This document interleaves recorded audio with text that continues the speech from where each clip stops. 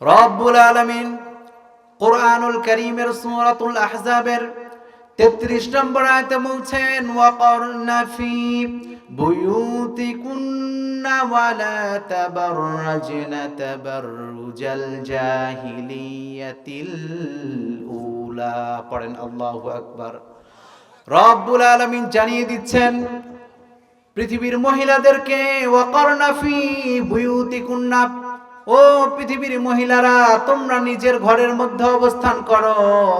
ওয়ালা তাবাররাজনা তাবাররুজাল জাহিলিয়াতিল উলা, জাহিলিয়াতের নারীরা যেমন তাদের নিজেদেরকে প্রদর্শন করত, তারা যে এরকম বাইরে ঘোরাফেরা করত, সেই রকম তোমরা ঘোরাফেরা করো না।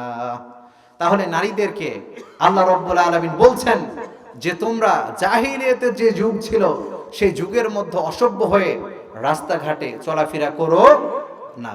কিন্তু সমাজের মধ্যে নারীদের চলাফেরা আছে না নাই? আওয়াজ করে পড়েন, আছে না নাই?